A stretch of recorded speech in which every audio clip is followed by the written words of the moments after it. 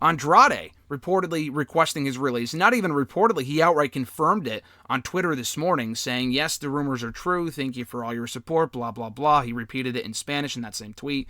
So Andrade is apparently on his way out from WWE. I don't know if it's a case where we won't see him again until he gets his release. I'm not sure how much time he has left on his deal. Like with Luke Harper, for example, he went public with his release, wanting his release, wasn't used for the next 6 months, came back to TV for a month or two, and then he disappeared again, and then they released him. So I'm not exactly sure what's going to go down there. Obviously, his fiancée, Charlotte Flair, still with WWE. Not enough for him to stick around, which I don't blame him based off how he's been booked. But what were your initial thoughts, RJ, on the rumored departure of Andrade from WWE?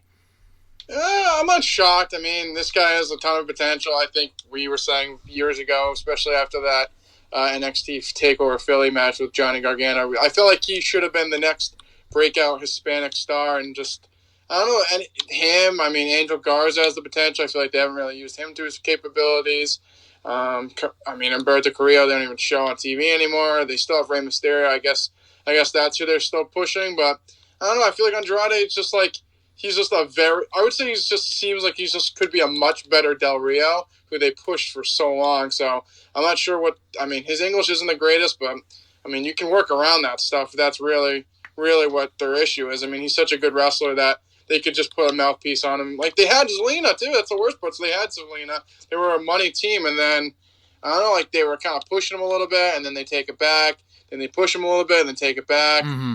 And just it kind of came to the point that I feel like they must, whatever they weren't happy with about him, just finally must have just kind of sufficed, because then he stopped being on TV. They broke up him and Zelina. They got rid of Zelina, and then he's barely been on TV since. So, yeah, I think the initial thing with him being off TV was that back in October, it was reported that he had some sort of an injury that he would have to take time off to get surgery for or rehab or whatever.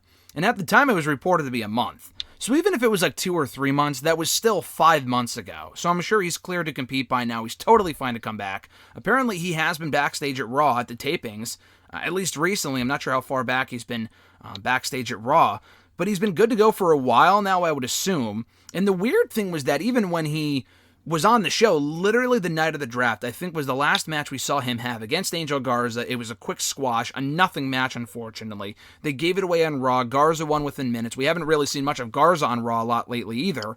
But Andrade was one of the few people of everyone in WWE, and we're talking all the losers on the undercard as well, that wasn't drafted. Like, I think he and Mickie James were like the only two people that weren't drafted, which was bizarre to a lot of people. And you would have to assume that he wasn't switching shows, because Charlotte's still on Raw, they're engaged. Why would they move him to SmackDown? It was a really weird thing. And then Zelina Vega went to SmackDown. She got fired a month later for other reasons, so she's been gone for a while now too.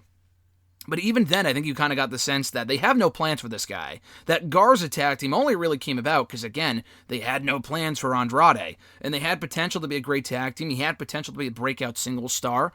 I don't know if he was ever going to be a world champion with the lack of... I mean, he could speak English, just not great, but that was what Zelina was for, and they were a money act in NXT. I mean, how many times have we said that here on the show and to each other over text? I mean, the guy was just an absolute superstar, so...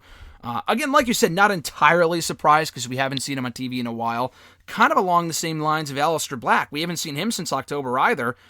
Would you have to assume that he's probably also on his way out too?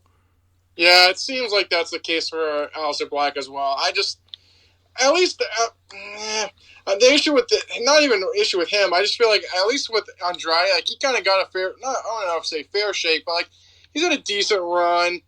Nothing crazy, but at least he like had a chance. I feel like Aleister Black, like since being on the main roster, he's done legit nothing. So it would suck to see him go. I feel like he was one of those Paul Heyman guys that they started focusing on, and once he left Raw, he kind of went right down the tubes. Went to SmackDown, hasn't done anything since. So I mean, I think he's great. I'm not sure what they don't see in him, but I would assume he's probably on the outs as well. Yeah, no, the thing with Black, it's weird because they never buried the guy really until the final few months that he was on Raw.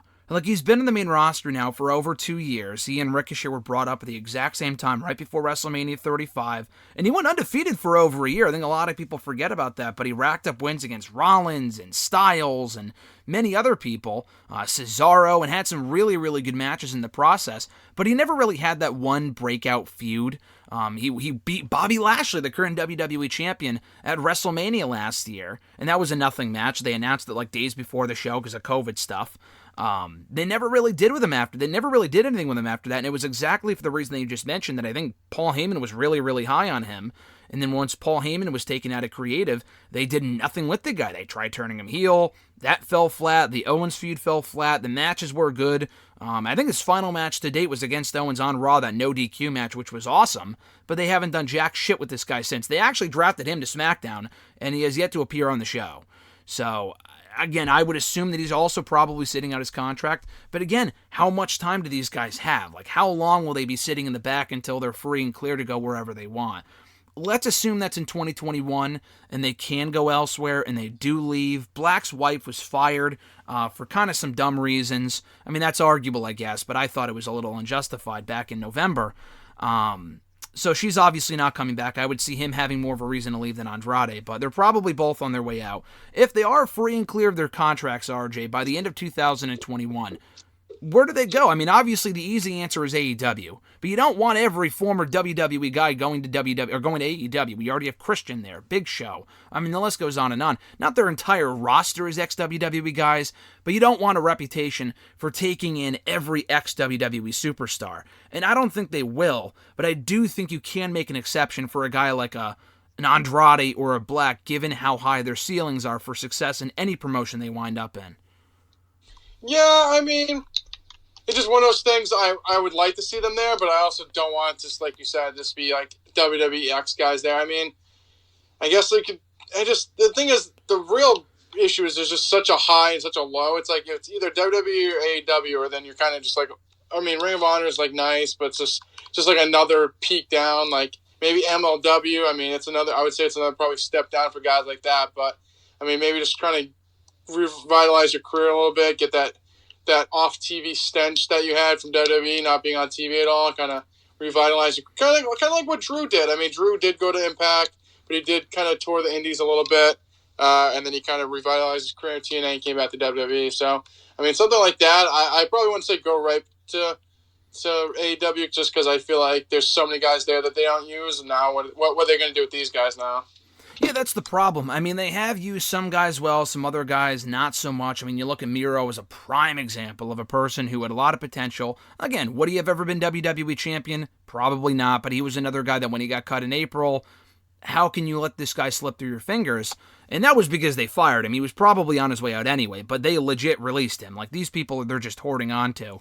And they, AEW, captured him right up. He debuted in September and has done legit nothing since then. I mean, he's been in the Kip Sabian tag team. They've had a few feuds that no one gives a shit about. The dumb wedding, the best man crap. And I like Miro a lot, but his AEW run has been very underwhelming so far, and they're only just now splitting him away from Sabian. But even then, what do you do with him? Do you put him in the TNT title picture? Do you have him feud with Omega? I mean, he's a heel, so I don't know. That's the problem right now. So again, you scoop up Black, what do you do with them? You just signed all these other people that you're focusing on. Ethan Page, Christian, Big Show's not an active wrestler, Paul White, but again, it goes back to that same thing where like it's all about the new toy and you forget about all the other people you've signed, like a Lance Archer and people like that. Andrade, I think of the two, gun to head, if I had to choose someone to sign to AEW, it would be Black. Andrade, I think, would be perfect for like a Ring of Honor or something like that, just because he's very proficient with that type of stuff. He has friends there. Roosh, he's the current Ring of Honor World Champion. I think he would be perfect there. With a Black, I think his first destination would probably be AEW. I just don't see him gelling well like in an Impact, even though they have a great roster. So I don't know, but would you reunite Zelina and Andrade wherever they do go? I mean, if possible, I would. I just think that's probably the best way to go. I would say they're the money team, so I would pair them back together. I mean, not sure if she's going to go back into wrestling or not, but for him to be a big star, I feel like he does need a mouthpiece to help him out a little bit. Yeah, no, I agree. Hopefully they are reunited wherever they go next.